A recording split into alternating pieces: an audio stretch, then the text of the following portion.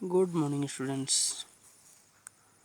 उम्मीद करते हैं कि इस कोरोना काल में सभी लोग घरों में सुरक्षित होंगे, क्योंकि ये लॉकडाउन है तो आप लोग लॉकडाउन ही रहें, तभी आप पूरी तरीके से सुरक्षित हो सकेंगे। और यदि आप सुरक्षित रहेंगे तो हम लोग मिलते रहेंगे वीडियो के ज़रिए या डायरेक्टली फेस टू फेस कहीं ना कहीं।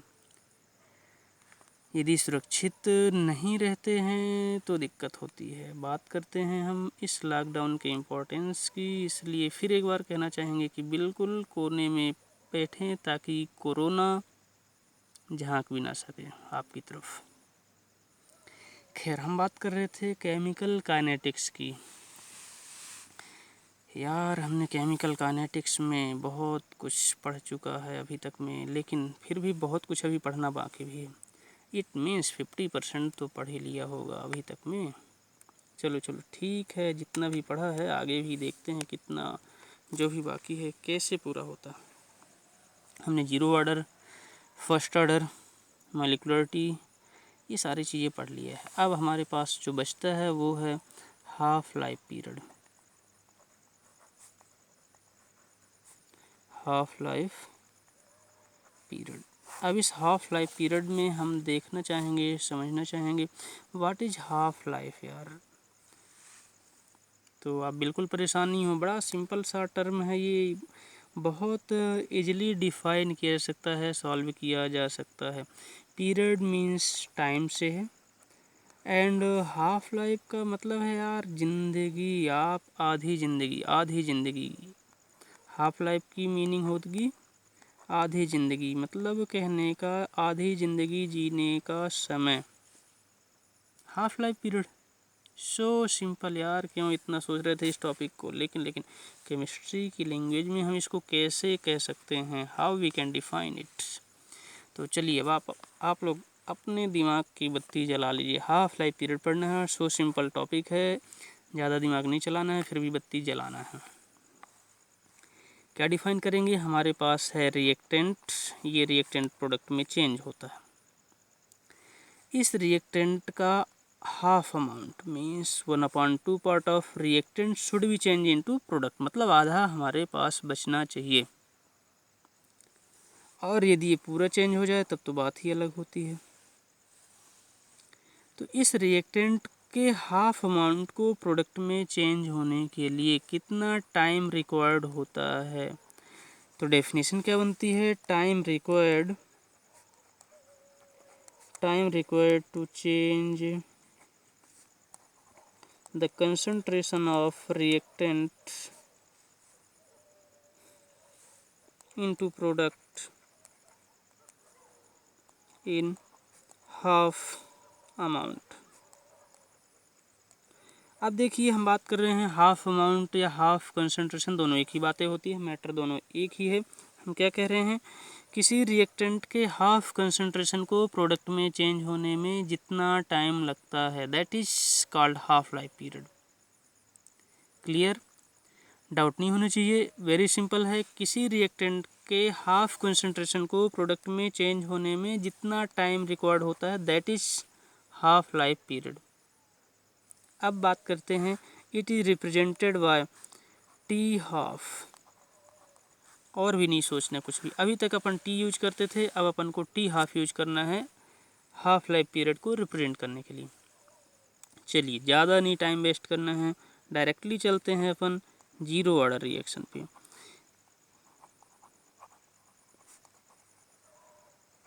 अब आप लोग सोच रहे होंगे हाफ लाइफ क्यों बनाया गया, क्या ज़रूरत थी हाफ लाइफ, पूरी ज़िंदगी क्यों नहीं जीने दे रहे। बड़ी सिंपल सी बात है यार, आप लोग इतना ज़्यादा मत सोचा करें।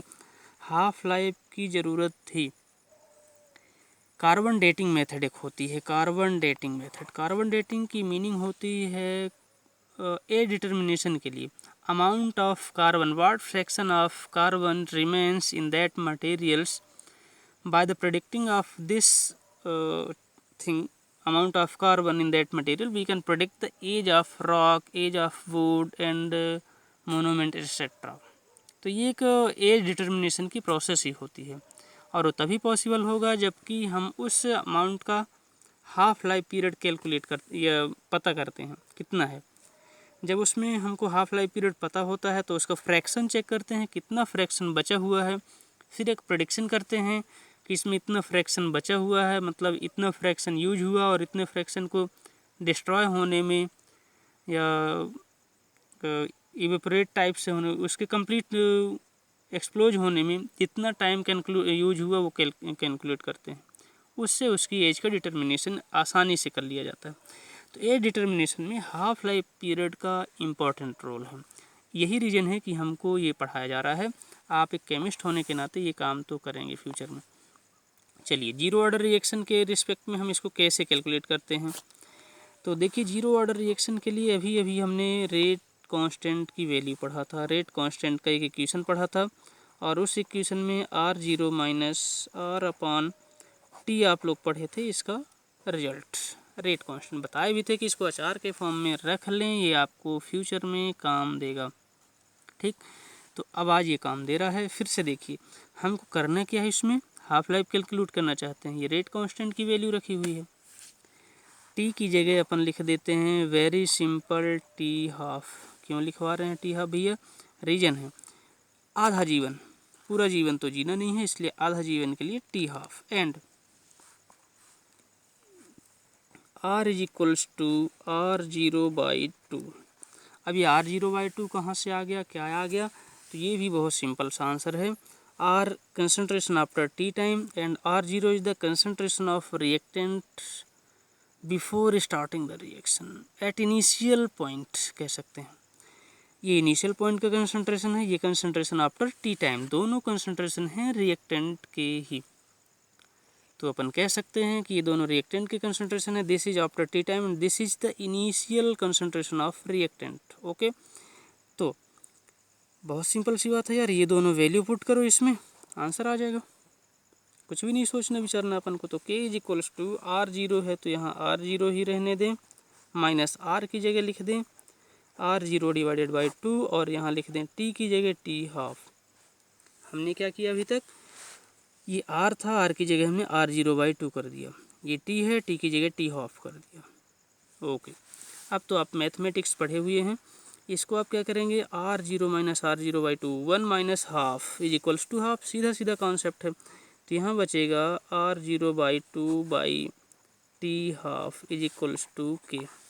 अरे यार इतना परेशान मत हो, यहाँ लिखा हुआ है R0 माइनस R0/2, इसको बाई 1 कर लें और इसको सॉल्व करेंगे तो 2R0 माइनस R0/2, 2R में R माइनस करेंगे तो ये बचेगा R0/2, और वही हमने किया अभी R0/2 divided by T half. अब इसको फिर से सॉल्व करिए दूसरे प्लेस में ले जा करके, then K is equals to R0/2 into t half, ये अपन को मिला हुआ है। इट मीन्स अपन यहाँ टी हाफ को इधर ले आ रहे हैं, इधर बचेगा R0/2K, और ये फिर से एक टाइप का अचार मिल रहा है जिसको आपको डिब्बे में पैक करके रखना है। This is the half life period for zero order reaction. Okay guys, तो वेरी सिंपल टॉपिक था। यदि आपको डाउट होता है तो एक बार फिर हम देख लेते हैं, इसको रिफाइन कर देते हैं। ये है zero order reaction,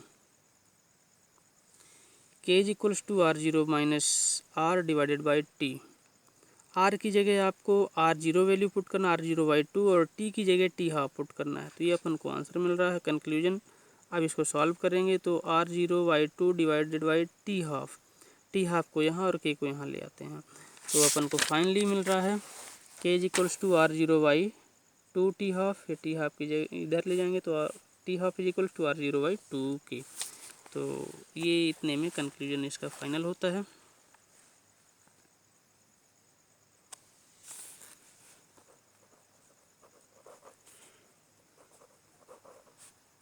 half life period for first order reaction, इसको भी देख लेते हैं। वेरी सिंपल टॉपिक है। अभी हमने half life period for zero order reaction पढ़ा है, फर्स्ट ऑर्डर रिएक्शन के लिए भी देख लेते हैं क्या कहना चाहता है ये।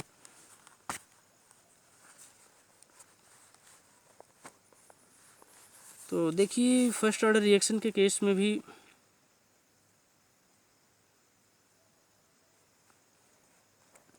Rate constant is equals to 2.303 upon t log R0 minus R।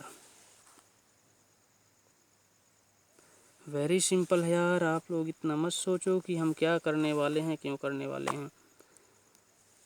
यहाँ फिर से अपन वैल्यू पुट करेंगे, t is equals to t half, ये पहले भी पढ़ चुके हैं, and r is equals to R0/2। इसमें हम डिस्कशन नहीं करना चाहते हैं, फिर भी बता दें कि t half life, R0 initial concentration divided by 2 is equals to concentration after t time. ऐसा क्यों हो रहा भैया, हम किसी भी रिएक्शन के आधे टाइम में प्रोसीड होने पर कितना कंसंट्रेशन यूज हुआ ये चेक कर रहे हैं, that will be half initial concentration, सीधी सी बात है। तो अब ये दोनों वैल्यू फिर से पुट करें इस इक्वेशन में और जो रिजल्ट मिलता है उसको कंक्लूड करते हैं। Then k is equals to 2.303 divided by t half log R0 था, यहाँ भी R0 डिवाइडेड बाई 2। अब यार सीधा सीधा कैंसिल कर दो इन दोनों को, बच रहा है log 2 और इधर बच रहा है k इज इक्वल्स टू 2.303। आप लोग तो यार 10 साल मैथमेटिक्स पढ़े हैं, इतना तो आपसे आता है। अब देखिए मैथमेटिक्स चिल्ला चिल्ला के बताता है कि नेक्स्ट स्टेप क्या होना चाहिए, log 2 की वैल्यू फाइंड करो। तो ये log 2 की वैल्यू फाइंड करने के लिए आप खोलिए अपने बुक में, ओपन करिए लॉगरिथम टेबल का जो पेज है, और उस पेज में क्या करेंगे, log 20 की वैल्यू को 0 पे देखेंगे, जहाँ भी 20 है उसको 0 में देखेंगे। तो 20 का 0 में वैल्यू देखने पर जो वैल्यू आएगी वो आपको इस टाइप से मिलेगी 3010।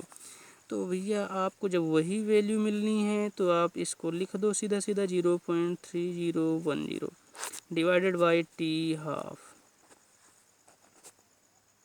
अब हम क्या करेंगे, टी हाफ को इधर और इसको यहाँ ले आएँ तो सिंपल सा आंसर कंक्लूजन मिलेगा अपन को। तो आंसर क्या मिल जाएगा, t half is equals to 2.303 into 0.3010 divided by k. अरे यार 0.693 डिवाइडेड बाई के, ये क्यों नहीं लिख देते हैं, सीधा सीधा आंसर। ये दोनों को मल्टीप्लाई किए, ये आ गया। आप मल्टीप्लाई कर सकते हैं, मैथमेटिक्स तो आपको आती है भली भांति। तो ये है अपन का half life period for first order reaction. और आपको एक चीज़ चलते चलते बता दें कि half life period for first order reaction means जितने भी न्यूक्लियर रिएक्शन होती हैं, all such type of reaction always follow first order kinetic, therefore half life of such type of reaction is calculated by this equation. Okay, अब आपको एक और चीज़ बता दें, इसका यूज कहाँ है हाफ लाइफ पीरियड के इक्वेशन का। मान लो दिया हुआ है कि कोई एक यूरेनियम है जिसका हाफ लाइफ पीरियड कुछ भी अपन मान लेते हैं इतने आवर्स है। ऐसे केस में what will be the rate constant for this. तो सीधे सीधा है यार, रेट कांस्टेंट की वैल्यू आप, चूँकि यूरेनियम जो है न्यूक्लियर रिएक्शन है that follow always first order kinetics, तो इसमें आप वैल्यू पुट करेंगे। टी हाफ की वैल्यू ये दे दिया है, इसका हाफ लाइफ पीरियड इतना कहला गया, it means it is T half for uranium. अब ये वैल्यू यहाँ पुट करो, के की वैल्यू ऑटोमेटिक आंसर आ जाएगा, आपको ज़्यादा नहीं सोचना पड़ेगा। तो ऐसे क्वेश्चन एनसीईआरटी में मिल जाएंगे जिनको आपको सॉल्व करना होगा और आपको एग्ज़ाम में भी मिल सकते हैं। तो दोस्तों आप तैयार रहिएगा इस टाइप के क्वेश्चन सॉल्व करने के लिए। बहुत कम टाइम पे आपको एक अच्छा कॉन्सेप्ट क्लियर कर दिए। Next topic next time. Thank you.